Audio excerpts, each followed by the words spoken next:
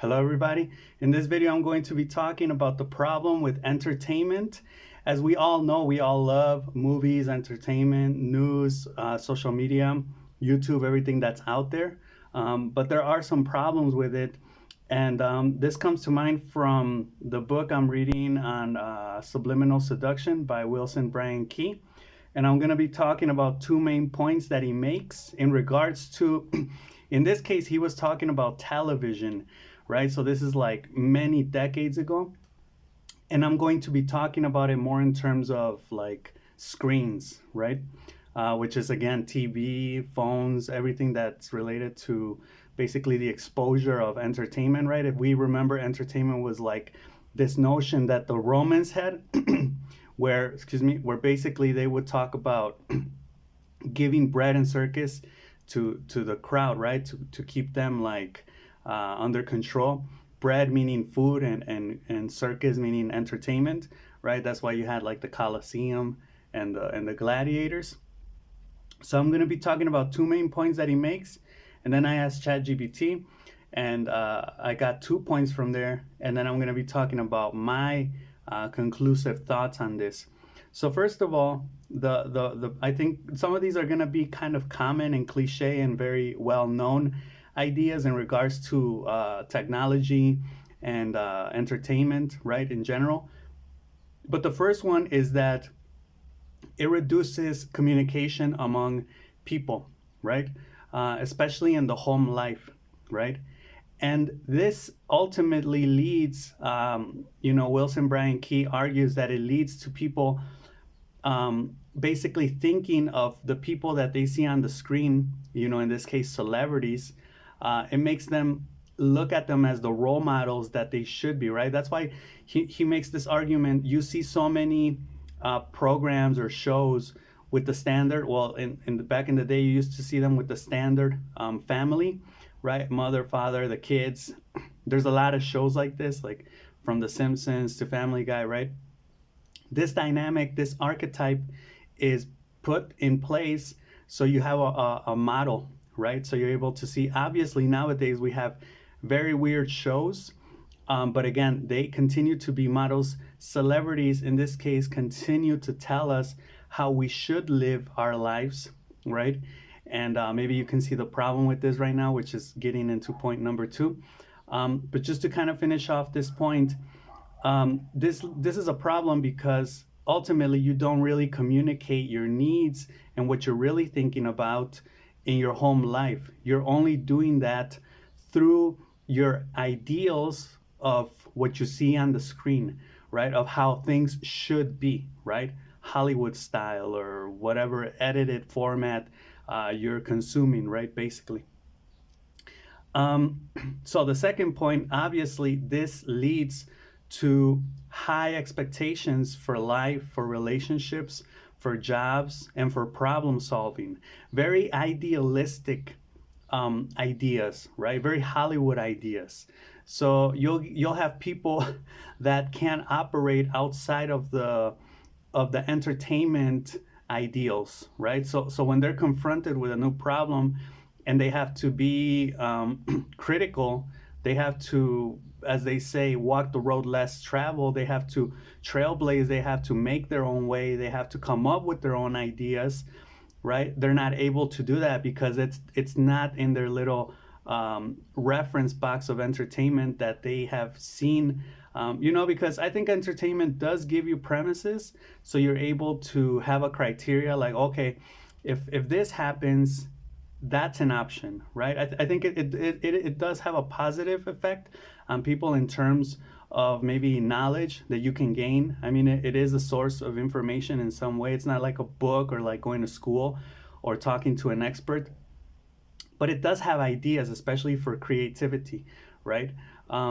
But if you only use media or entertainment as your reference point and you're faced with a situation where you need to be more original in your problem solving skills or in your real life relationship life job at work, right? Then you're gonna have a hard time thinking of new ideas, right? If you didn't see an episode of your favorite show where it deals with a problem similar to the one you're facing, right? So it sets high expectations in terms of, Wilson Bryan argues that like these people would see like the ideal family man, right? And then they look at their father, on the couch resting after a long day of work. And then they think like, how come that man on the screen can do it, but not my father? And then, the kid can get resentful. So it sets high expectations, high ideals, unrealistic ideals, right? That then you don't see other people covering, and that gets you down, right? Obviously, there's the effect of the comparing, right? When you're comparing your life to that life that you're seeing on screen, right? Obviously, that makes you feel bad. Because again, what you're seeing in entertainment formats are very edited, very clean versions. Wilson Bryan talks about this with the news, right? Like you could have a 1 minute bit. This book is also, he's talking about the Vietnam War, but a 1 minute bit of the Ukrainian-Russian war, right? Where they recorded like 60 to 90 minutes of content, but they, edit it and reduce it to 1 minute. So what you're seeing isn't really the real thing, right? It's just, and obviously that has an agenda. That clip has an agenda, to shape your mind, to get you thinking about things in a certain way, right? Okay, now I'm going to get into the things that ChatGPT shared with me. The first one, which I think is kind of interesting, is the reduced attention span. So ultimately what this does is, since you're constantly basically using entertainment to feed and stimulate your mind, which I think is not a bad thing, but it is a thing that we should be worried of or question at least. The reduced attention span basically is a problem because now you have people that can't sit still for like 10 seconds. 10 or 15 seconds is just too much, right? Like I have a chronometer right here. So I'm just gonna sit in silence for 10 seconds just so you can feel just so you can sense how that feels. 10 seconds, starting now.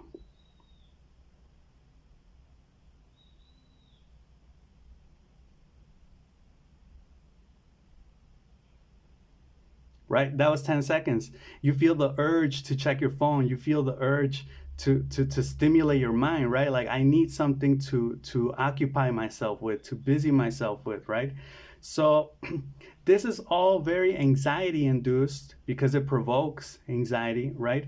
And it's kind of interesting because you feel anxiety because you don't feel the anxiety on the screen, right? Which ultimately this is a fake anxiety, and I'm going to get into this in a moment. But this idea comes from this video I saw once where like it said that you watch movies to feel anxiety. Think of a horror movie, right? Very explicit. You're feeling anxiety the whole time. You're watching a horror movie, right? And you feel anxiety more or less on the same terms when you're watching any type of movie, right? There's a problem. Our hero needs to solve that problem, right? There's a confrontation, there's a conflict, there's a resolution. All of that is generating real emotions in you, right? It may not be magnified, but they are there. Those emotions are present and you're feeling that, right?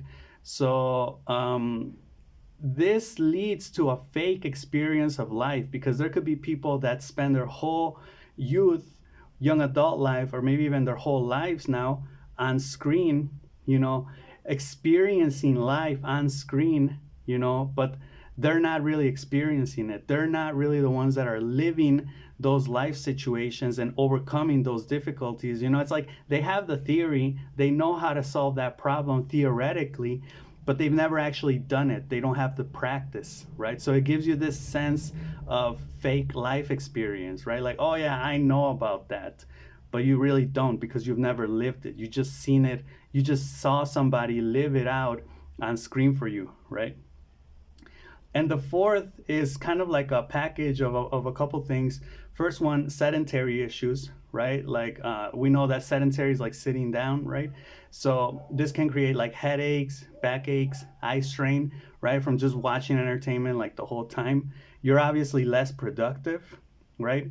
And this is very interesting because they say that ultimately what this all has to do with money, right? So ultimately, what they want is through entertainment, they want people to identify with certain brands, right? Like Star Wars, Marvel, whatever. And then you're gonna define your identity, right, based on that brand. You're gonna consume that brand, and you're gonna give them money, right? So basically, what they want for you to do is to identify yourself with a brand so they're able to merchandise your identity, right? Because your identity is going to be based on that brand, right? So to say. So as conclusive remarks, I also think news is entertainment, right? There's a lot of gossip in there. And even if there isn't, even if they're talking about real life issues, they don't really affect you, right? So at the end of the day, all of it is gossip, unless it's like local news and you're directly being affected in some way by those local decisions. But all of this entertainment ultimately shapes your worldview, if big if you believe it, right? That's why I would recommend, whenever you watch entertainment or news for that matter, remain skeptical, right? Especially now with like AI and fake news being generated. And the other problem I see, which is like a major problem, is that entertainment is becoming the rule, right? Like think about at work, right? When people aren't doing anything, they're mostly on their phones, right? They're checking their phones. It's like a rule. Like people are glued to their phones all day, right? And what are they doing on their phones? They're consuming entertainment, right? They're scrolling through social media. They're watching a video. They're doing something that has to do with entertainment, not so much work or productive things, right? And that's what I mean by it's the rule and not the exception. It used to be that the rule was you had to be productive, you had to work, and the exception was that you could, spend your time on entertainment, as an exception to the rule. But that has become backwards, right? Now that's backwards. Now you have to be entertained the whole time. That's the rule. And the exception is like you'll occasionally be productive, you'll occasionally do work, right? But most of the time, the rule now is entertain yourself, stimulate yourself, right? Just with the 10-second exercise, try 15 seconds, try going 15 seconds without doing anything, just sitting there, right? Not using your phone, not looking at anything, right? It's kind of like meditating. So that's all I got for this video. Let me know what you guys thought about it, and I'll see you in the next one. All right, peace.